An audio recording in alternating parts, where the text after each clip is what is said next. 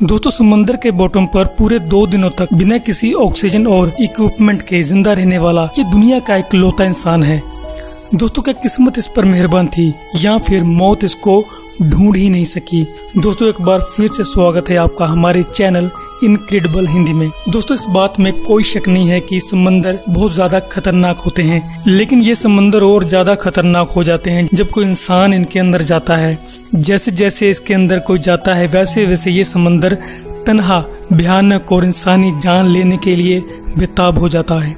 दोस्तों समंदर का 80% हिस्सा वो है यहाँ पर कोई इंसान नहीं जाता और जाहिर सी बात है कि कोई जाना भी नहीं चाहेगा, लेकिन उसके बावजूद भी बड़े बड़े जहाज, किश्तियां और यहाँ तक कि पैसेंजर से भरे एरोप्लेन भी समंदर की गहराइयों में डूब चुके हैं। यहाँ से जिंदा वापस लौटकर कोई नहीं आता। पर दोस्तों आज की कहानी इस शख्स की है जो एक ही टाइम पर दुनिया का सबसे खुश नसीब इंसान भी है और बदनसीब इंसान भी।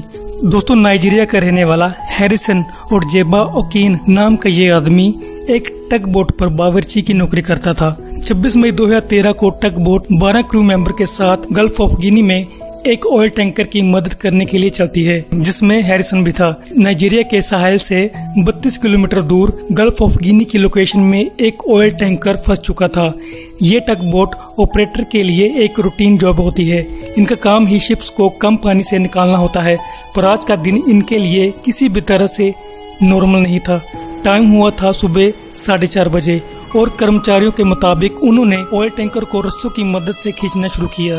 अभी आगे बढ़ ही रहे थे कि समंदर में से एक बहुत बड़ी खतरनाक लहर उठी और टग बोट पर आ गई, जिसकी वजह से टग बोट पर जोर का प्रेशर पड़ा और वो बिल्कुल पलट गई। ये प्रेशर इतना तेज था कि जिस रस्से से वो ऑयल टैंकर को खींच रहे थे उसके हुक्स भी टूट गए और टग बोट शिप से अलग होकर तेजी से पानी में डूबने लगी।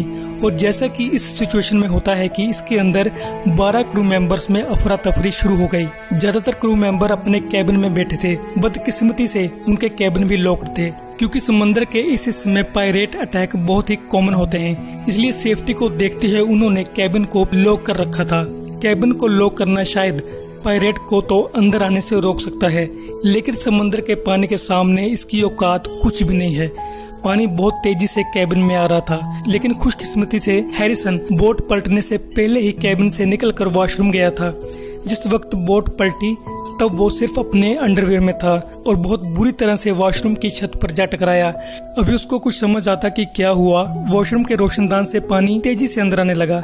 जैसे तैसे करके वो वॉशरूम का दरवाजा खोलने में कामयाब हो गया। जैसे ही दरवाजा खुला तो पानी का बहाव उसे बहाकर बोट के दूसरे वॉशरूम तक ले गया। यहाँ एक एयर पॉकेट मौजूद था। इस टाइम बोट पर पूरा अंधेरा छा चुका था, इतना अंधेरा कि हैरिसन को अपने हाथ तक नजर नहीं आ रहे थे। उसे बस ये महसूस हो रहा था कि वो पानी के अंदर है और उसका फेस किसी एयर पॉकेट से बाहर निकला हुआ है। इतने में टग बोट समंदर के बॉटम पर जा लगी और एक झटके के साथ ही सब कुछ शांत हो गया।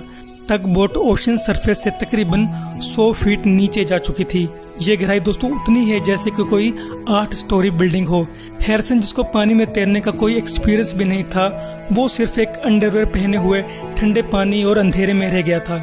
शायद उसको पता था कि अब उसके बचने के चांस बिल्कुल ना के बराबर हैं, क्योंकि जिस एयर पॉकेट में वो सांस ले रहा था वो किसी भी वक्त पानी से भर सकता था।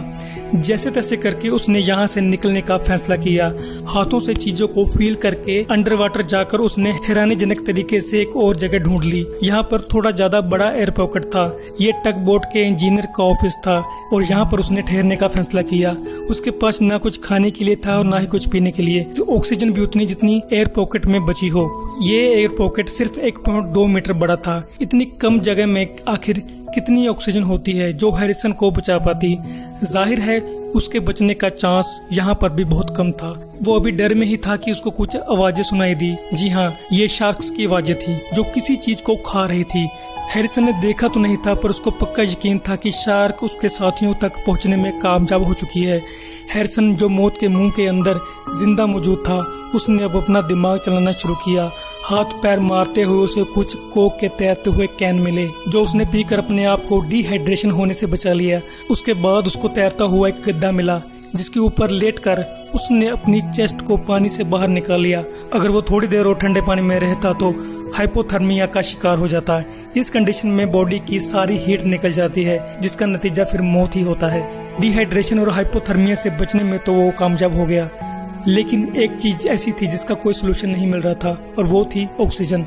एयर पॉकेट में ऑक्सीजन का लेवल तेजी से गिरता जा रहा था। जितने छोटे एयर पॉकेट में वो था, एक एस्टिमेट के हिसाब से उसमें सिर्फ उतना ऑक्सीजन था जिसमें एक इंसान सिर्फ 60 घंटे तक जिंदा रह सकता है।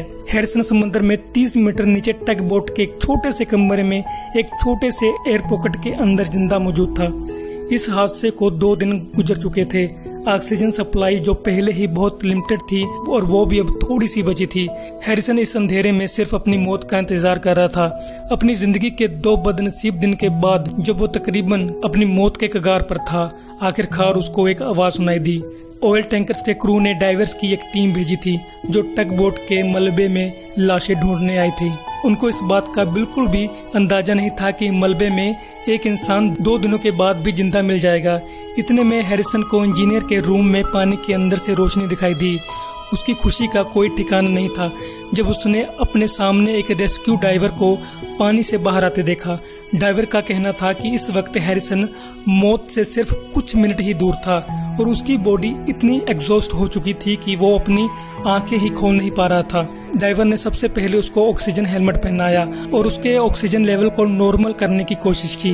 हैरिसन को एकदम से समुद्र से बाहर नहीं निकाला गया क्योंकि सडन प्रेशर चेंज के कारण उसका हार्ट भी फेल हो सकता था। इसी वजह से पहले एक डाइविंग बेल मंगाई गई और हैरिसन को उसमें डालकर समुद्र से बाहर निकाला गया। बाहर निकलने के बाद भी उसको 2 दिनों तक उसी डाइविंग बेल में रहना पड़ा क्योंकि इसका प्रेशर धीरे धीरे कम किया जा रहा था। 2 दिनों के बाद हैरिसन पूरी तरह से नॉर्मल हो गया। होश में आने के बाद उसने सबसे पहले ये बोला कि वो आगे से समुद्र के आसपास भी नहीं जाएगा। हैरिसन किसी भी डाइविंग इक्विपमेंट के बिना समुद्र के तल पर सबसे ज्यादा वक्त गुजारने वाला, फिर जिंदा वापस आने वाला दुनिया का पहला शायद और आखिरी इंसान था। उसे जिंदगी के ये 2 सबसे बदनसीब दिनों ने इतनी गहरी चोट पहुंचाई कि आज भी हैरिसन को बुरे सपने डराते रहते हैं। दोस्तों, उम्मीद है आपको इनक्रेडिबल हिंदी की ये वीडियो भी पसंद आई होगी। अगर आप ऐसी ही और इन्फॉर्मेटिव वीडियो देखना चाहते हैं तो हमारे चैनल को लाइक, सब्सक्राइब करना बिल्कुल ना भूलें। मिलते हैं ऐसी ही एक और वीडियो में। धन्यवाद।